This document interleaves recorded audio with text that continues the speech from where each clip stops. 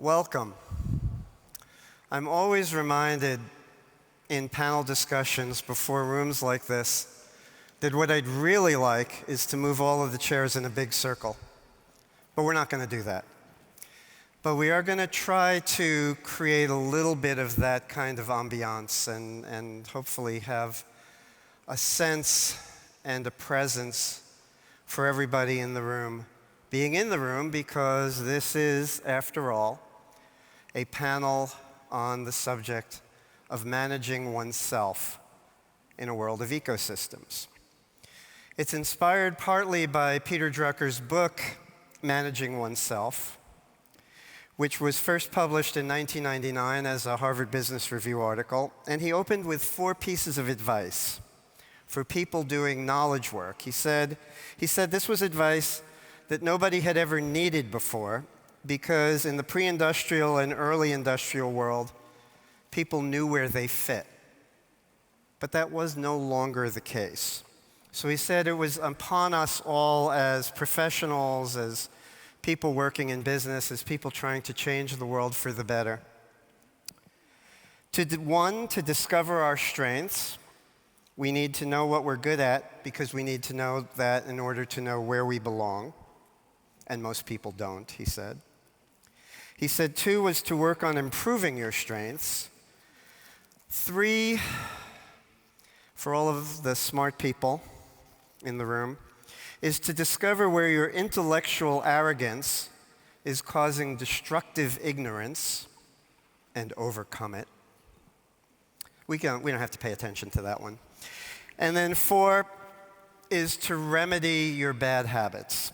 And he said if you knew that, that was the starting point for understanding how to manage yourself. But the stakes are even higher now than they were in 1999.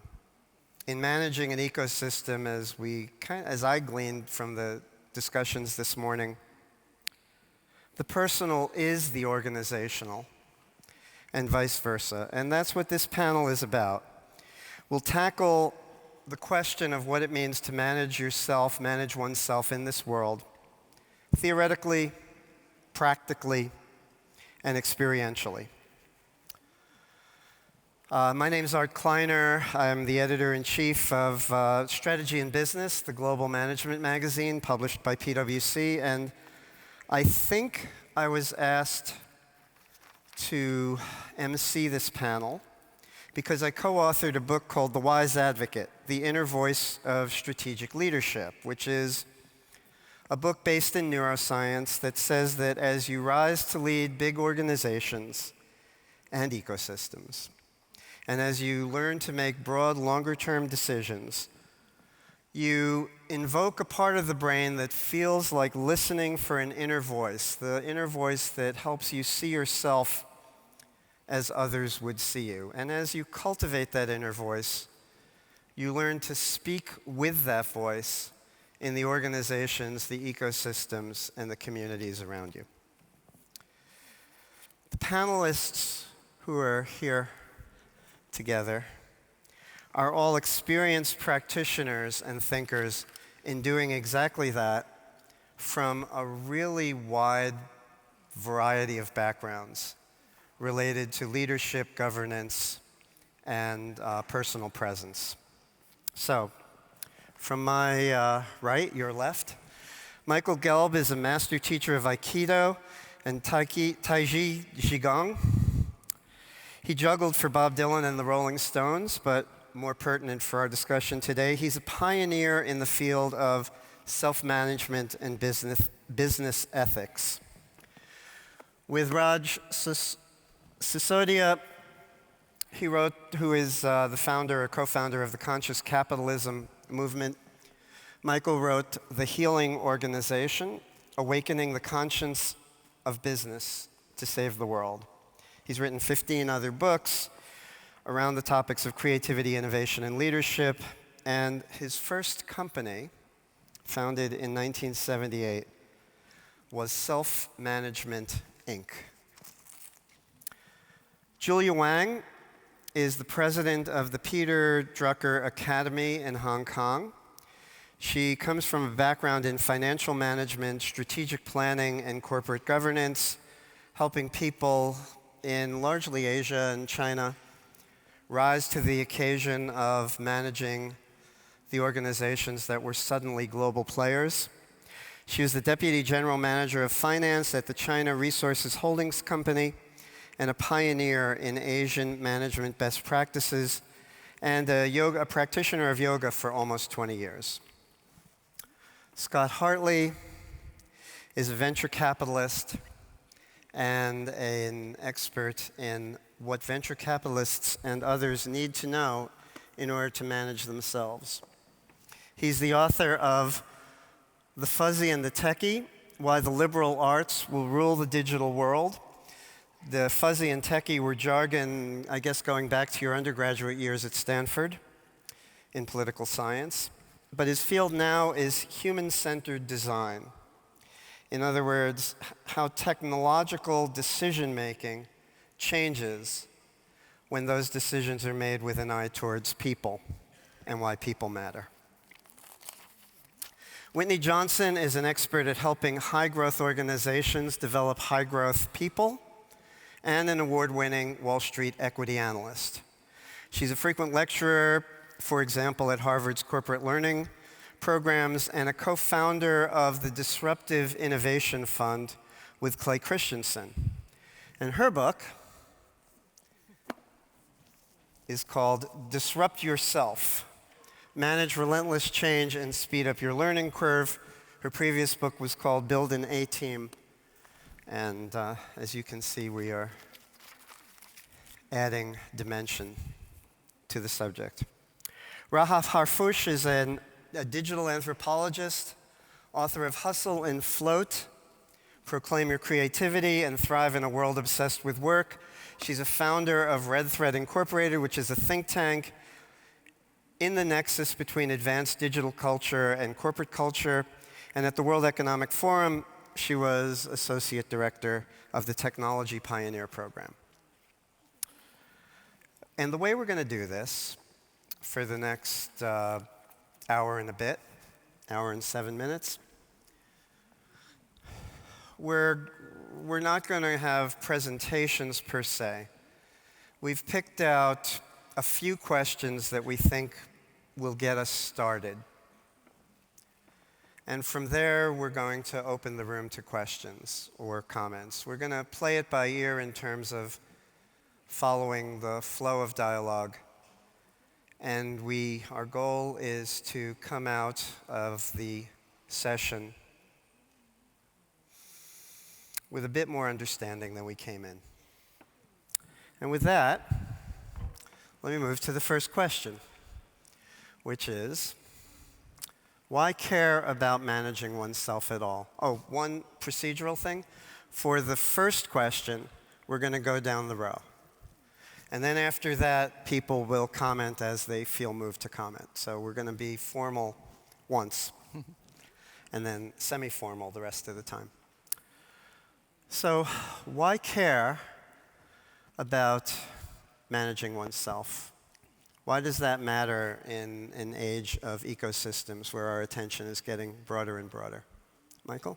Thank you.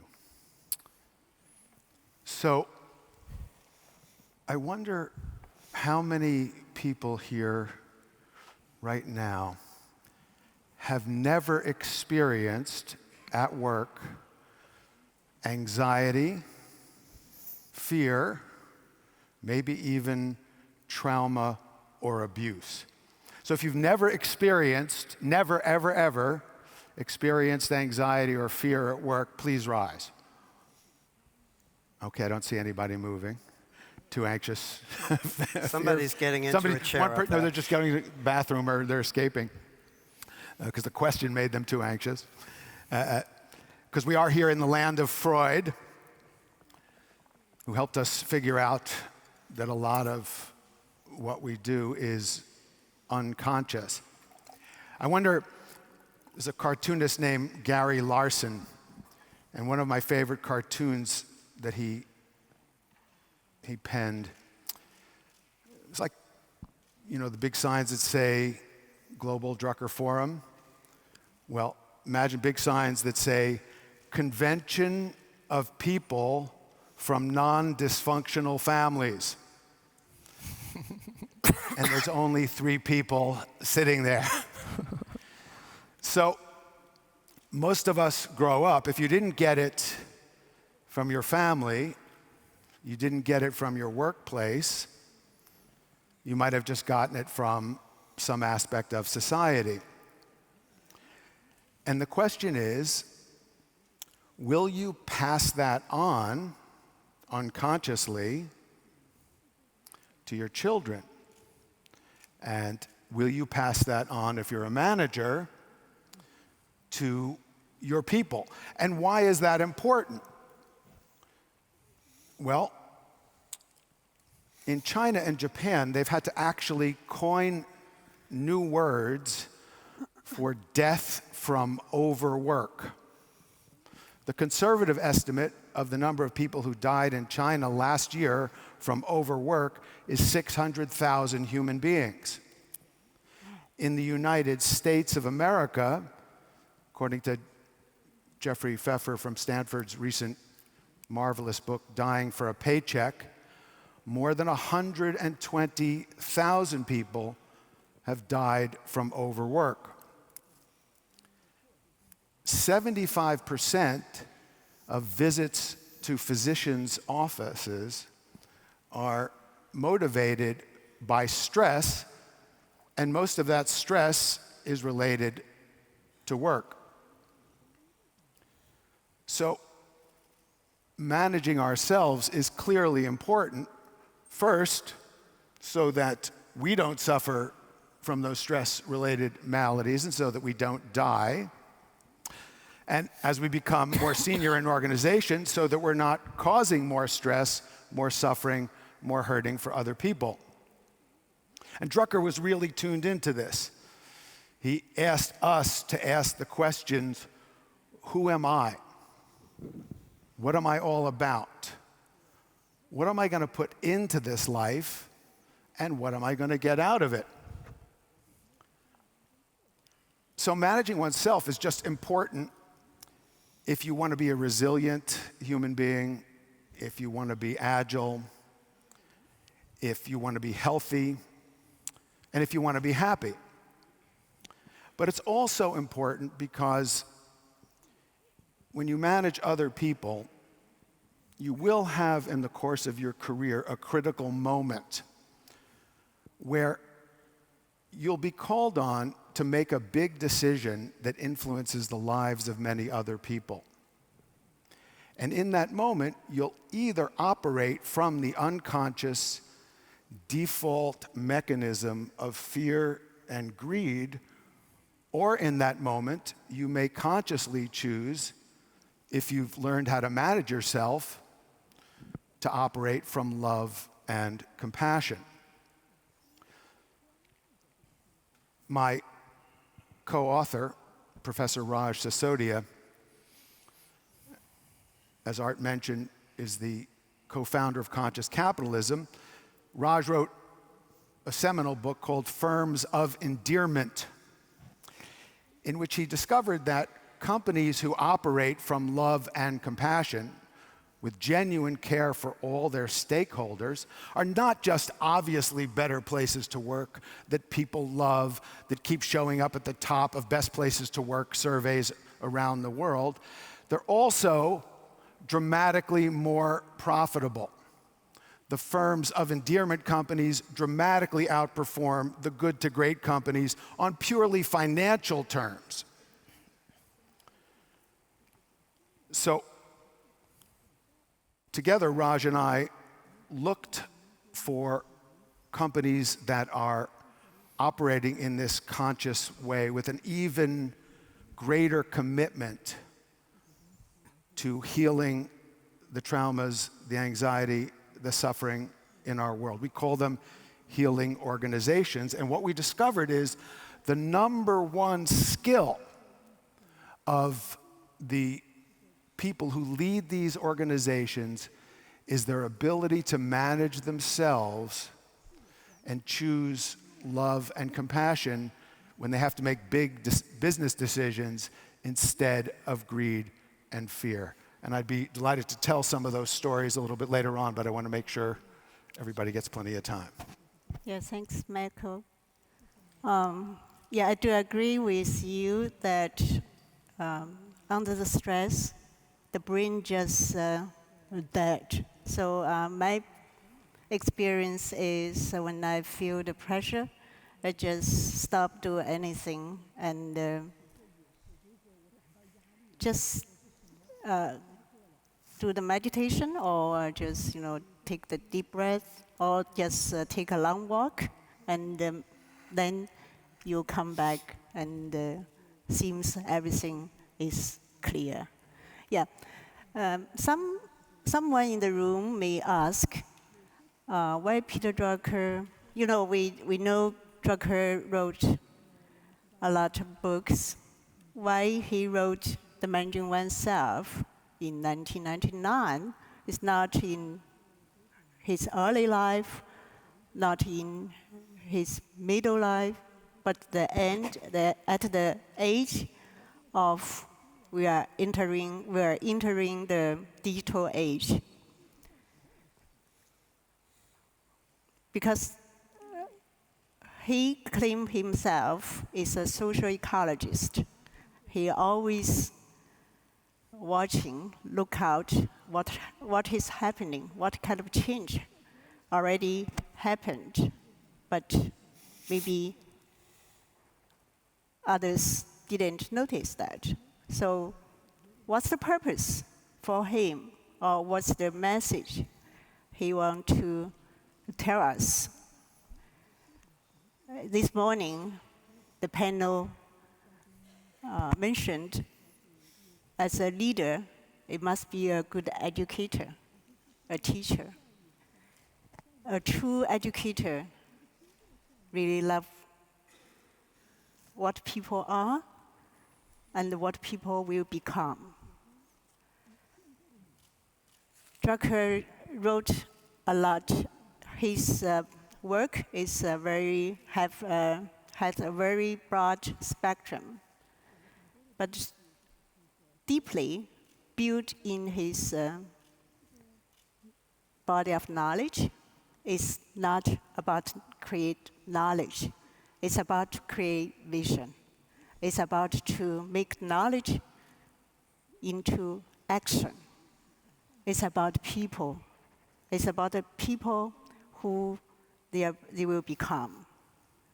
I think the opportunity when we are in the digital age, we are in the networked world.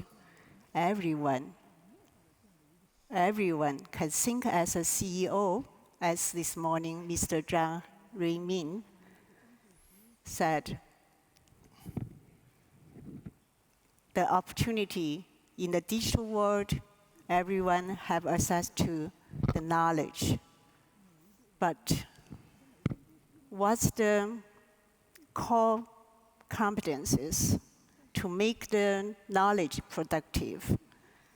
What kind of leadership needed in this digital world?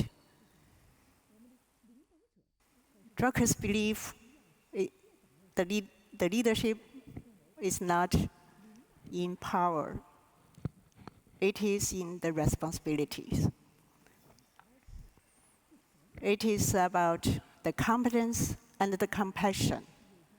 Make the leadership capable to create the human energies, to create the spirit of the performance.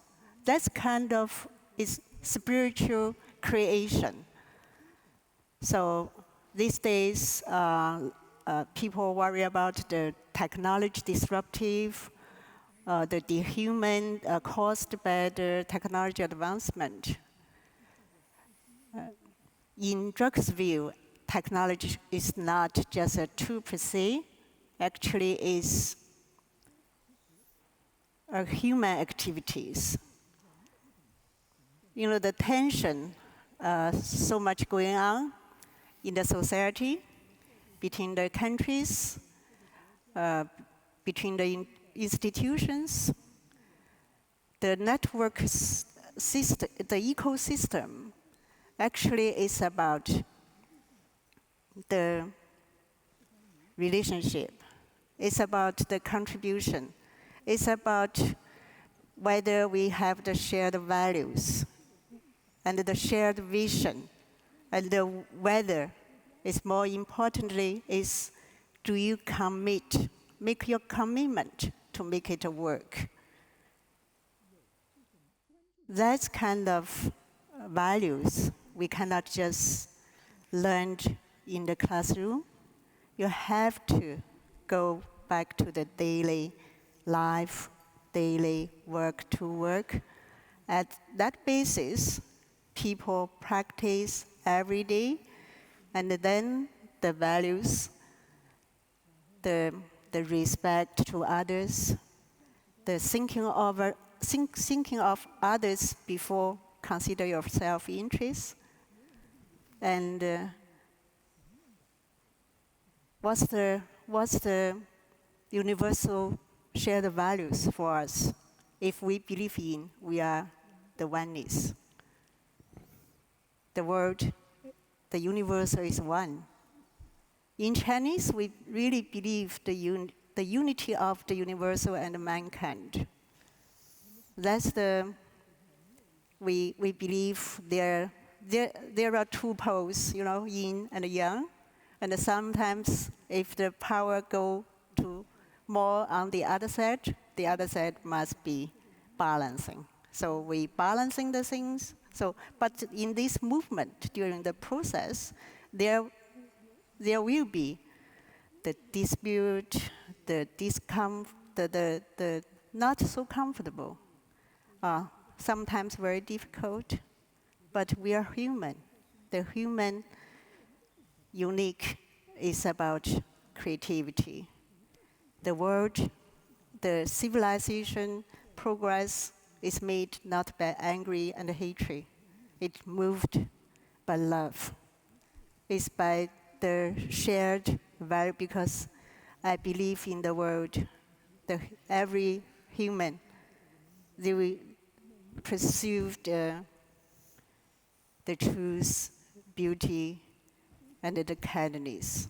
I think that's the one to make our civilization progress. And so sometimes we are in a difficult time. It's better not look back, because look back, you are put your efforts, put your energy, try to solve the problem. But if you look forward, there is a hope. The hope is everyone, yourself, because nowadays, we are in the networked world, but in the reality, people are so distanced. There is less communication is happening. I think probably most of us will agree. So the challenge for the communication is about the willingness of understanding.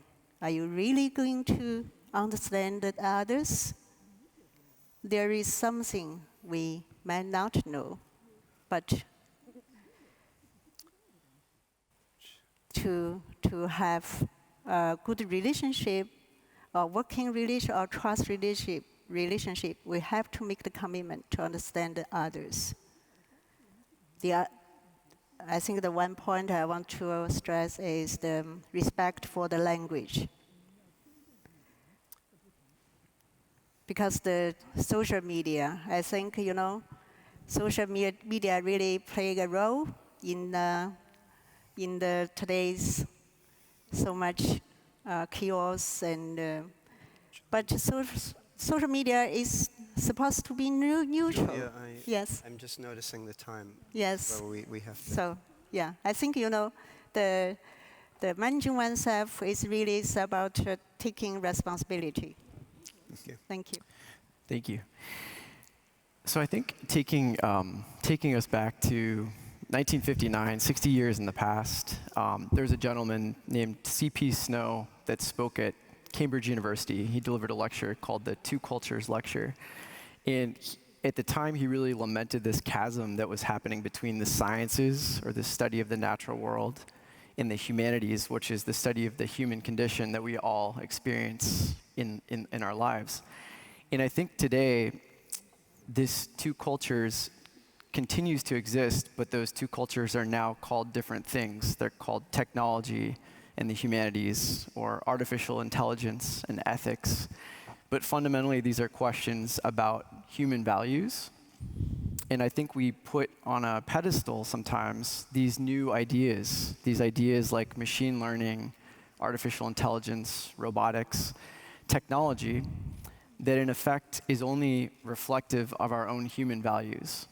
So I think the reason managing oneself is important in today's digital world is because really the technology that we think of as ones and zeros and objective is in fact really reflective of the people in the room that make the decisions about what data to pay attention to, about what data goes into models, about how models are preferenced and built, and how sensitivities are created. So ultimately, leadership today, and the biggest questions we're facing in technology, the biggest questions I see on my desk as a venture capitalist are, what are the fundamental problems that we face as a society, and how can we leverage technology to solve those problems? And that requires looking internally, right? A lecture that Drew Faust, who is the former president of Harvard, she delivered in 2017 to all of the cadets at West Point, the military academy in the United States.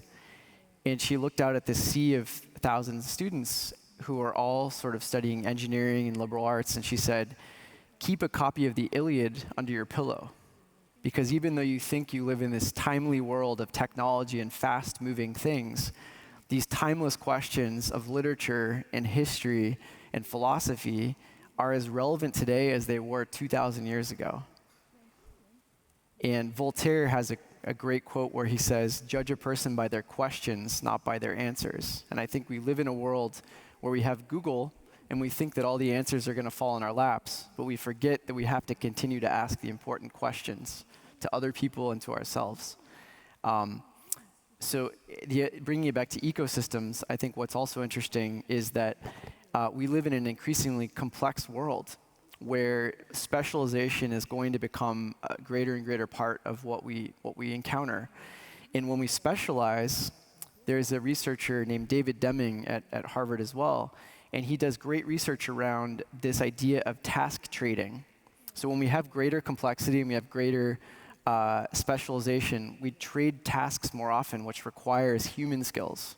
It requires us to have creativity and empathy, and to sort of look internally and be reflective on how we're interacting with other people.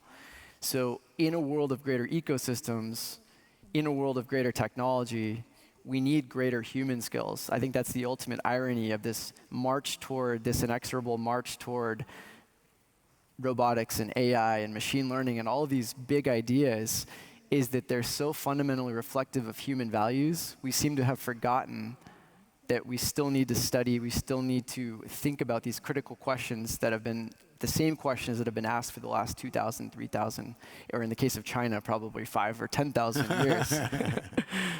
I'll turn it over to you. Yeah.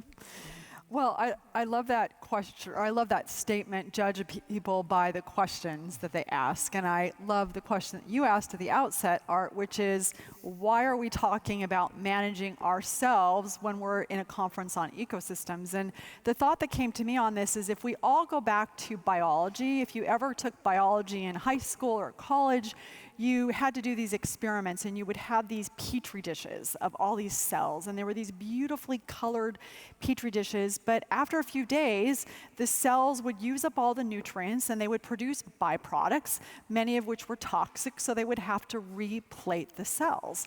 And effectively, what had happened for this petri dish is that it had reached this carrying capacity.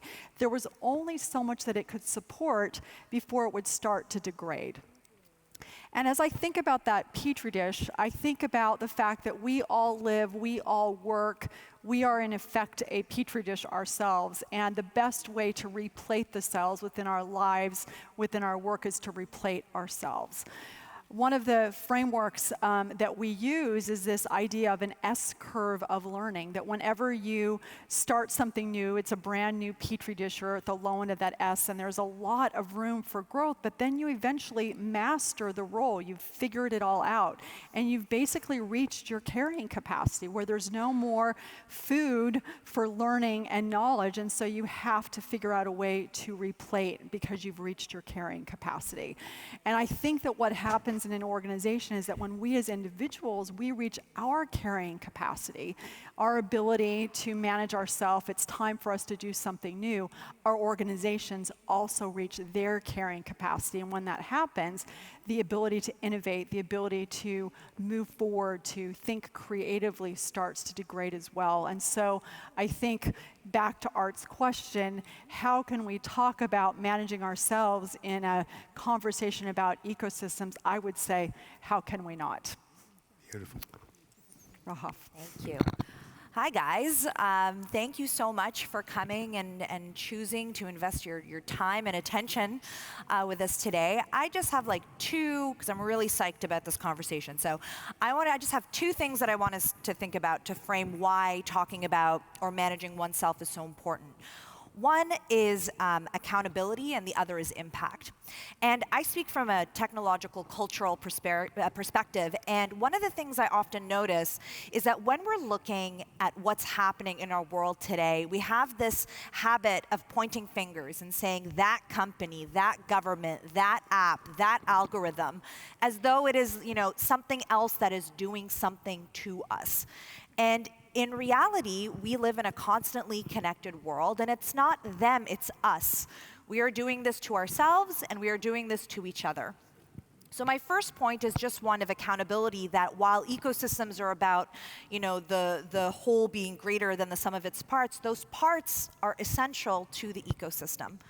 And the second thing is just about impact. We're seeing all these fascinating studies about something called digital contagion, which is this idea that if you post something happy, it can positively impact your network. Your network will be happy. If you post something angry, that anger can actually be transferred. Or if you're sad or anxious, those feelings can be transferred digitally to your network. So not only do we have to remind ourselves that we have accountability, that we're empowered by choosing how we invest our time, our attention, our energy, but also to remember that those actions have an impact, whether it's positive or negative, on the people around us and on the ecosystem as a whole. So I think it's so fascinating to see how many people are invested in communities and tribes and networks, but the core of all of these things has always been the individual. And I think it's only by understanding our own behaviors and habits and biases that we can really understand how to become a more positive impact on the network as a whole. Whoa. So just to take what you said, Rahaf, a little bit further, people used to watch, well, people still watch The Boss, right? Everything the boss says is amplified, and then we pay attention to what the boss does because that tells us what the boss is really thinking, despite what he or she may say. And then we pay attention to where the boss pays attention most of all and hope that we're in the corner of that spotlight. And if I heard you right, you're kind of saying that's true for all of us now. Everybody's paying attention to what we say and what we do and where we pay attention, and that is all kind of collectively shaping where the ecosystems may go. And so we talked about what questions we were going to ask each other. And and as I was listening, I was also thinking, already we're going in a lot of different directions, and it would be nice to tie them together. So I'm going to take two of the questions we talked about, tie them into one, and see if that moves us into a kind of, into maybe the next level, which is, so suppose accepting everything that each of us said about the impact that we have as individuals on ourselves and on the world at large. suppose we wanted to create a great ecosystem of great organizations with continually learning people in them who start out, if not great, pretty good and keep getting better. What commitment to learning, to their own learning, should an organization reasonably expect from people? And what commitment would be too much to expect? What commitment would be not, in other words, what would, if you ran an organization, what commitment would you realistically expect from your people? And then what support from an organization or from an ecosystem should people reasonably expect as they pursue their own learning and their own development? Or are those two different questions, or are they kind of one? Or take whichever one you have something to say about. I have a thought. In engineering, there's a concept of keeping a product in beta. A beta being sort of a half-baked version that you're still rolling out, you're making progress. And I think educationally, we've for a long time had this one-and-done notion of getting a degree, putting it in a frame, putting it on the wall behind us, and suddenly saying, that's it. I've got a carte blanche ticket to the future because I have a degree from wherever it is, in whatever subject it is, and we can debate the merits of that plane ticket to one destination versus another. And I think going back to Peter Drucker, in looking at our blind spots, it's thinking about our education of ourselves, I think, as a passport, where we're really trying to build out stamps from places we haven't been before. So rather than having this one-and-done plane ticket to a destination like computer science or comparative literature, and we can say one is useful, one is not useful. In fact, they're all useful.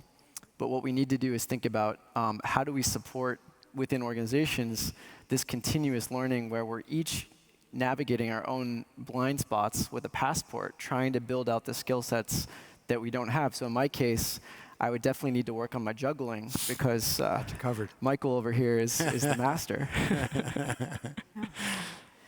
Yeah, so I really think it's a both and, like completely a both and. If I think about this idea that we have to, or I believe that we fundamentally were made to act and not be acted upon. And I think about my own career. When I graduated from college, I had a degree in music. I played the piano in college. I arrive in New York. My husband's getting his PhD in microbiology, hence my little biology metaphor. And we needed to eat. And so I had to get a job, and the best job I could get was as a secretary working for a stockbroker. But every day as I sat at my desk, I thought, I kept on having them say things to try to get people to buy stocks, and they'd say things like, throw down your pom-poms and get in the game. And at first I'm a little offended because I was a cheerleader in high school. But eventually I realized I needed to throw down my own pom-poms and I needed to get in my game. And that was a really important thing for me to understand, is that this career, this thing that I wanted to do in my work life, which was going to be so much of my time, it was really up to me. At the same time, though, I needed to have a boss an organization, because I think when we say organization, what we really mean is a boss, an individual, a person who's willing to help us, who's willing to say, okay, I know you've been a secretary, and I know this is Wall Street, and I know people never move from secretary to investment banker, but we're going to let you jump to this brand new S-curve of learning, and I'm going to facilitate your learning, and I'm going to help you make this happen. So I was able to move from secretary to investment banker to equity analyst, et cetera. So for me, it's very much a both and, where we must take responsibility for our own learning and growth.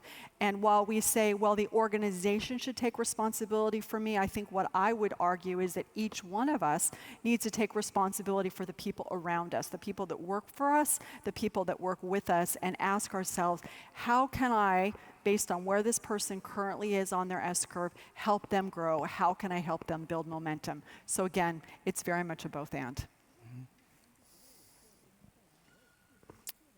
Should I move to the next question, or is that?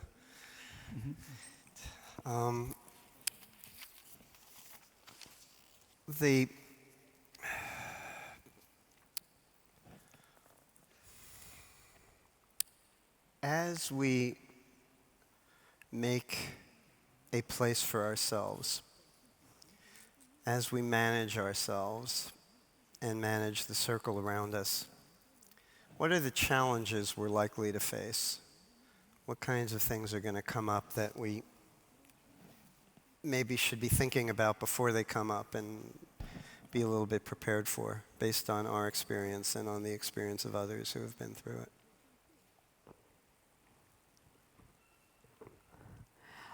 I'll talk, but I don't want to monopolize, so you all go. Oh, okay, I can take that Rahaf. one, sure. I think one of the most interesting things about trying to manage yourself is that we make a lot of assumptions about ourselves, the way we think we are and the way we think we act that might be a bit different in reality. And actually, Peter Drucker has a really kind of amazingly simple but very powerful framework where he says, okay, if you want to see how good of a judge you are of your own blind spots, write a goal, write a list of all the things that you want to accomplish in the next year. At the end of the year, see how close you got to your goals, and that distance will tell you how much of a gap you have in really understanding your own weaknesses and your own blind spots. And I think that is absolutely true. So I think the biggest challenge is in understanding our own biases, but also how different forces are impacting our behaviors. I spend a lot of my time researching what I call productivity propaganda, which is these messages that we get about working hard and working nonstop, and how in many cases we internalize certain definitions of what success is, who deserves to be successful, and then that influences our behaviors in ways that we're not even aware of. I mean, if you want to get really frustrated, just go on Instagram and look up, hashtag 5 a.m. club, hashtag team never sleeps, hashtag last person in the room.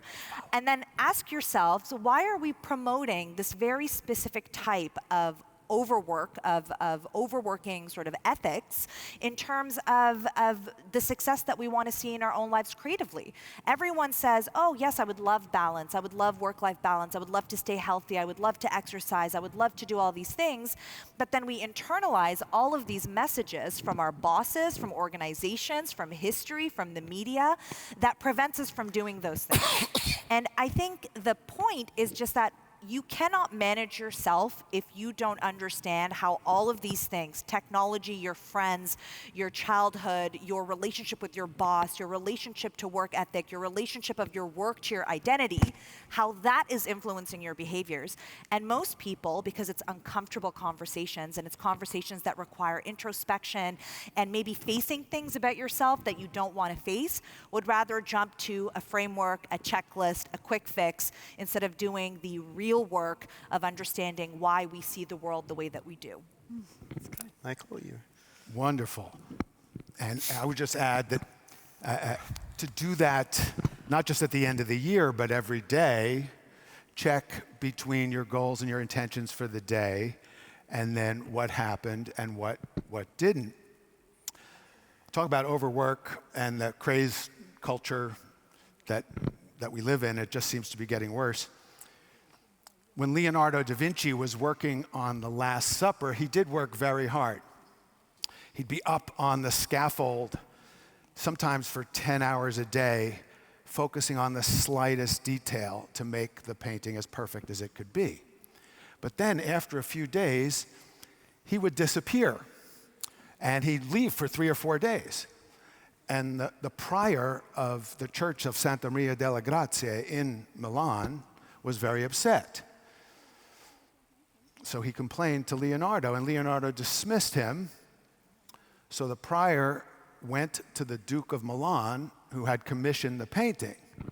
And the Duke summoned Leonardo and asked him to explain himself. And Leonardo said something that you may or may not want to say to your boss. He said, "Men of genius sometimes work best when they work least." You like that? Now they're taking notes. Except they're writing people of genius, but they keep going though. So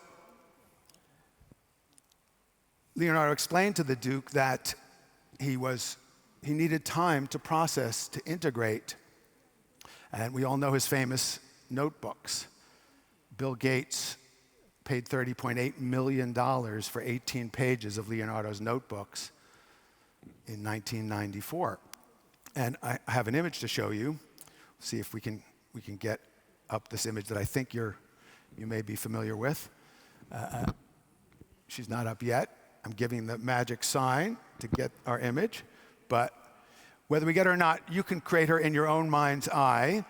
So if you just picture the Mona Lisa. It's easy to picture, you don't need the image. So you go, there she is. Okay, great, thank you.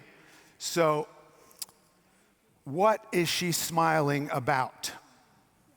Let me invite you to please, everyone, assume the Mona position. Assume the Mona position and imitate her famous smile. Now look around the room and see if you can see who has the most exquisite Mona smile. I see lots of them out there, and the panelists, of course, are all masters of the Mona smile, especially our moderator. Especially after hearing that. Yeah, Right. keep going. How does it make you feel when you smile like Mona? So I asked that question to a group of gifted children, ages 8 to 11. And you know how gifted children are? They're so into it, so they're concentrating on the Mona smile, and one of the kids says, "She's got a secret." And the other kids say, "Yeah, she knows that everything has an opposite." And the kids start saying opposite, like boys and girls, life and death, day and night, good and bad. I asked my average corporate group, what is she smiling about?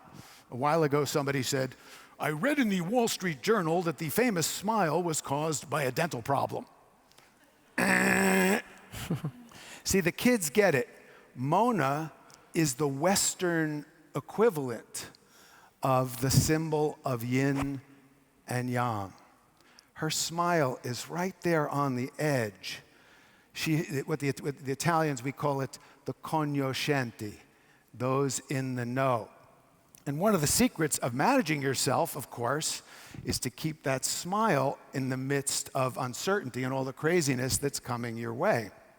I just want to comment on Art's point and his book about the inner voice, because it's actually something that ties this all together. To manage yourself, you must listen to your inner voice every day. But as was just pointed out, that's becoming harder and harder to do with all the noise coming at us from so many directions. So let me ask you this. Where are you actually physically located when you get your best ideas? Where are you? How many people are in the shower or the bath? Right? How about resting in bed, driving in your car, walking in nature, at your Taiji, Qigong, Aikido, or yoga class? How many people get their best ideas at work? Almost no one. Now, that doesn't mean you don't need to go to work. That stimulates your brain. But our best ideas come up through this subtle inner voice when we wake up at 4 o'clock in the morning, or we do our yoga meditation. So what Leonardo counseled his students to do to manage themselves was to keep a little notebook wherever you go and jot down those ideas.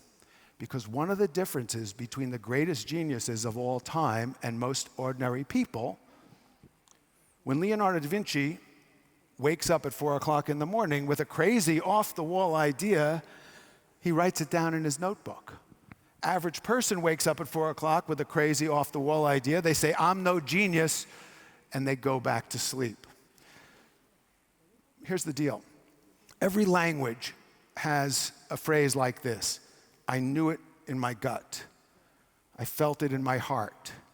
My bones whispered to me. My blood spoke to me." This is the mechanism of the inner voice. But your bones, your heart, your blood, and your guts don't send you text messages. They aren't on Facebook. You have to be quiet, preferably in nature, and keep your notebook with you. Yeah, I would like to add a reminder. Just don't confuse the motion and the progress. Because sometimes most of our executives just think it is not so good if you do nothing. So sometimes we really need to create a space for doing nothing. Yeah. We need to manage the logistics of this, but I'd really like to open to comments or questions from the rest of us in the room. And I assume there's somebody walking by with a microphone, because it's a little hard to see from up here. If you have something to say, please raise your hand, and I'll, gentleman over there in the tie, if you will. Can we reach you with a microphone, or if not, I'll repeat back what you say. There's someone coming with a microphone, and it's a gentleman on the opposite side of the room over here. While we're waiting, I'll just add that there's always a paradox of getting used to the limits on where you are. I'm not going to say anything more, if you will, sir. Hello, this is Shubdeep, and that was a very intellectually stimulating session by the panelists. So I feel this question is relevant. So Viktor Frankl, who was a neurologist, was born in Vienna. He states that man lives for a purpose or meaning in life. So do you find a connect between these concepts, managing oneself and finding a purpose in life? We were just talking about how complex it was to talk about purpose, and here we are. How do we connect managing oneself with finding a purpose or meaning in life? Yeah, Peter Drucker once said why he's teaching in Japan, it really makes some impact there. What he did is every time when he ran the workshop, the first question asked, do you think what your values, cultures can turn to be a competent to create values? If the value, because the Japanese is because Drucker is a fan of Japanese art. He knows the Japanese is very good at the innovation and to bring the ideas to make the things happen. So that's kind of some beliefs, the values, the culture matters. So that's why he asked what kind of culture values, because those are unique, those are different. We have the human, everyone is unique. If we can turn ourselves' values into a core competence, how it will become. So this makes the alignment with one's values within the organization's growth. Yeah, I think that could make a link, make the people to connect what they do in the company and what the inner purpose they are looking for. Any other comment? There's a veteran journalist in Silicon Valley named Kara Swisher, and she talks about how we have this crisis of not applying technology to the most useful problems that are out there in the world. And her quip is that San Francisco has become assisted living for millennials, in the sense that the technology companies we're creating are replicating services that our mothers once provided for us, like car delivery, laundry delivery, food delivery.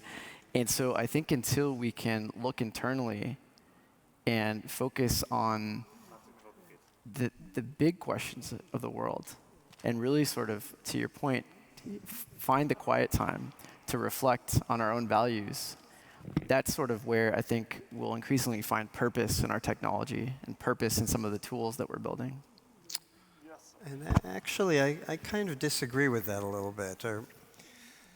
So Viktor Frankl, one of the reasons to read Viktor Frankl is because he moves towards a universal purpose. As human beings, we are, when we seek lives with meaning, we're affirming a universal value that matters. And when we talk about activity in business or activity in any kind of work life, we're really being much more specific, and one person's purpose is going to be not that relevant to another. And reconciling that, you know, who's in and who's out. When a company says employees are our greatest asset, do they mean we're committed to all our employees, or do they mean we're picking and choosing the people who will be assets to us? And we're only going to invest in those. And then when we look at the world at large, are we committed to the entire world, or are we committed to part of the world, and how do we define it? And everyone's definitions are different on a political vein and on a business vein. And so that's a little bit of what this discussion is raising for me is, I don't know if we humanity are all that sophisticated yet at making that distinction or thinking about that. And potentially we need to be more sophisticated at it. Another comment or from the group? This is somebody back in the corner with hands up. I apologize. It's a little hard to see, but there you are. Hello.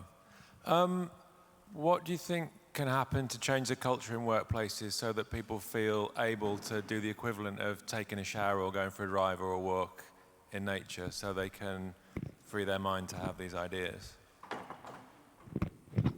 I would actually, that's a great question. I think the answer is to look at the systems within which we've built a large part of organizational culture. And when you look at historically how these systems have developed, we basically borrowed a lot of them from the Industrial Revolution. We borrowed these types of systems, things like the 8-hour workday, at a time when people were doing a very different type of work than what we do today. And the problem is that even though we're using very new technology, you know, we're using technology to measure when people are swiping in and swiping out, to track their time, to track what websites that they're on, the ideology that is underpinning these technologies is very old, which is it is this outdated notion that productivity can only be measured or is only valuable in terms of a continuous output. So many people are trying to fit their creativity, which runs to its own rhythm, which needs, as Michael was saying, unstructured time. And we're trying to get people to cultivate a skill set that requires unstructured time within an organizational culture where if you can't account for every meeting, every call, every minute of your day, then you're not being productive, and therefore you're not working, and therefore you aren't contributing to the organization. So the bigger question here is not, you know, what we should do with these systems, because I think these systems are so outdated. It surprises me that we're forcing ourselves into systems that don't fit, but is to ask ourselves, what would a system look like if it was designed for creative work, if it was designed for the type of work that all of us are doing today, strategizing, researching, thinking, managing people, training people, developing them. And I think the answer is not going to be a system where you account for every single minute of the day in your calendar. But that goes against the grain of decades worth of productivity ideologies where this is what we value. And to the point about the value systems of organizations, I don't think we have to dig very hard to find our values. I think our technologies and the way we run our businesses are a direct reflection of what we think is important. We think managing every second of a person's time is important, which is why all these tools are being put into place that enable us to do that.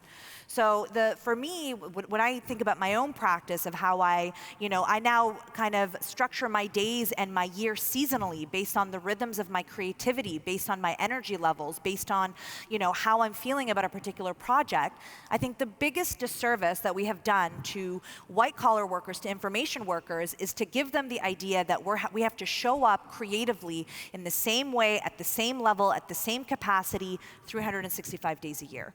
And until we start fixing that problematic assumption, nothing we built on that foundation is going to ever serve our creative needs at all. Oh, no, thank you. But Rahaf, aren't we already fixing it? I mean, aren't we the world of ecosystems, the world of work, aren't we much further along than we were even 5 or 10 years ago? We're further along, but those belief systems still stick. There are companies, and you see this, for example, there are companies that put policies into place that give people nap rooms and free food, that give people unlimited paid vacation days that people are not taking because they worry that their boss is actually going to judge them for doing that. So you can't put policy as a Band-Aid without tackling the underlying obsession that we have with this constant productivity. I've been working on this one for just the last 40 years. Just that. and it's really been fascinating to watch it evolve and change. In the olden days, I was working with DuPont in Wilmington, Delaware, and they have a fellows program for their scientists who, when you get a certain number of patents, you get to go into the fellows program where your time is more unstructured and you have pretty much unlimited budget. But the habit of those people was to still structure everything because they're all trained as engineers. So I tried to get them to get out in nature because they loved the idea. And sure enough, they made a plan that every day after lunch, they'd take a walk around the building. So I came once and watched them, and I said, have you ever walked the other way around the building? More recently, we profiled in the healing organization a company called Menlo Innovations. And they've tried to transform the software death march into something that's really playful and joyful and fun. And instead of relying on a tower of knowledge, they've built this wonderful collaborative system for building their software. This is one of these great places to work. It's a healing organization. People love it. But one of the things that they came up with, the CEO, Rich Sheridan, was talking to one of his key employees, and she had been on maternity leave, and she was supposed to come back to work. She had her baby, but she said, look, I can't come back to work because our childcare has fallen through. So he said, no problem, just bring the baby to work. There are now, at last count, 28 babies. I mean, it's the coolest thing. There's 28 babies in the office. And as Sheridan points out, I said, you know, what's really interesting, even our most difficult customer, the toughest person we ever deal with, everything changes and they soften and they're more open and they're more collaborative and they're more creative when they see these babies around. And just say to that, you know, with one company, it's having babies in the office. In another one, it may be, well, I'll give you one other example. JB Consulting, who we also talk about in the healing organization. These were consultants who did the typical thing that consultants do. You leave on Sunday night. You don't see your family all week. You come back Thursday night or Friday. You do this for 30 years, and then your kids are gone, and you miss their lives, and you miss this sense of connection. And so they came up with this really simple business model innovation. They said, we're going to go into major markets, and we will never travel. We will serve clients just in this market. So their main headquarters is now in Atlanta.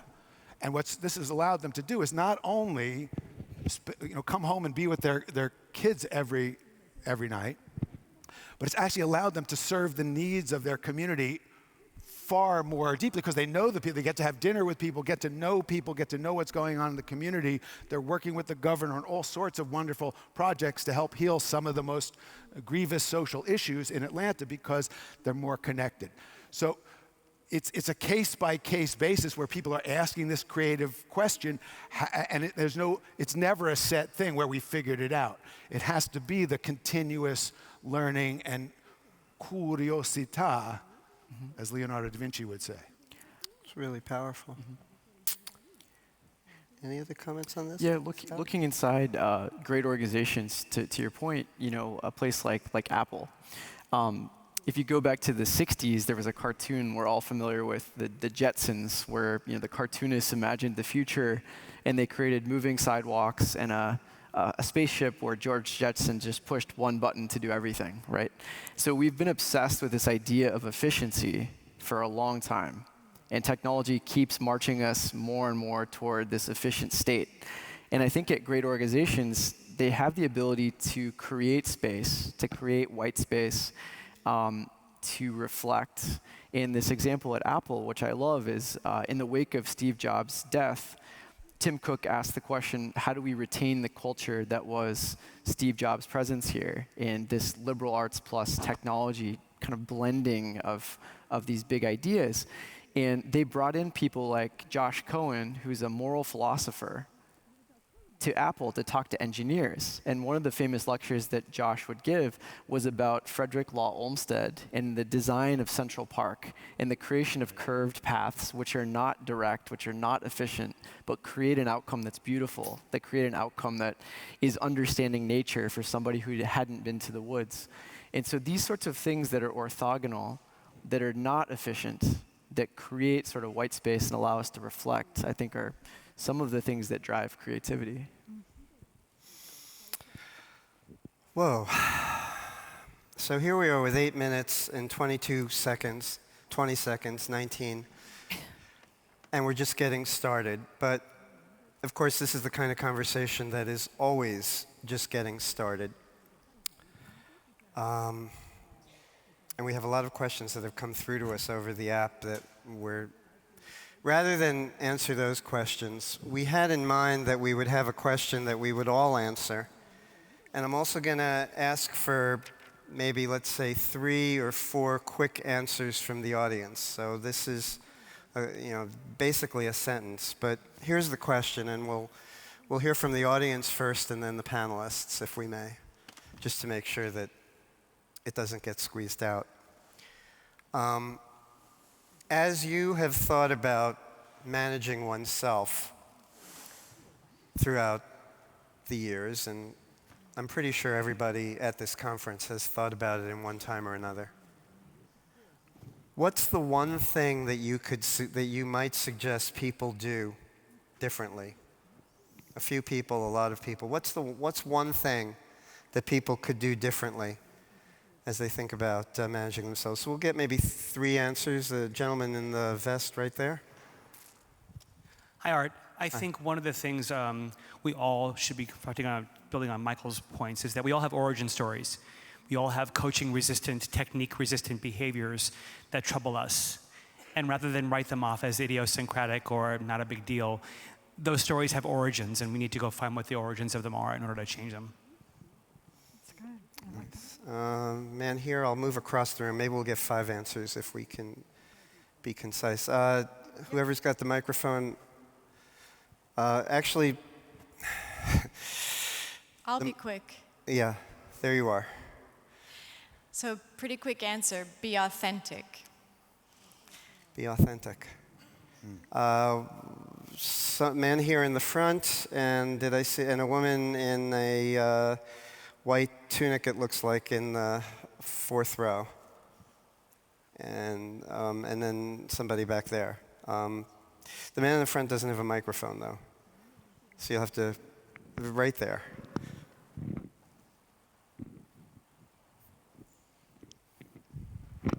No, I think recognize that actually you don't have your best ideas when you are on the clock at work. And if you recognize that and think, well, I'll use this time for things at that time that is what it should be used for, and my ideas will come to me, I think that is a thing that you can do differently, which is very helpful. Terrific. I think I identified 2 more people. Stand up, if you will, and the microphones will find you. Art, there's also somebody, I think, waving over here. Okay, that so guy. if those 3 people will stand up, we'll move microphones to you as quickly as we can, and then that will give us just a few minutes for the panel. Just ask for honest feedback. ask for honest feedback. Somebody's over here. Difficult to see. Another quick one, I would say, take yourself less seriously and care more for others. Take yourself less seriously and care more for others, and then So my thing would be repeat a set of behaviors which will help you be more productive every day. repeat a set of behaviors. Learn the discipline of discipline. I would say keep 6 months' salary in the bank. So that your A good strategy, if you can do it, keep 6 months' salary in the bank, and then I think we have time for one more. I'd say travel, go someplace that's totally outside your comfort zone. Go someplace totally outside your comfort zone, like Vienna. And to the panel.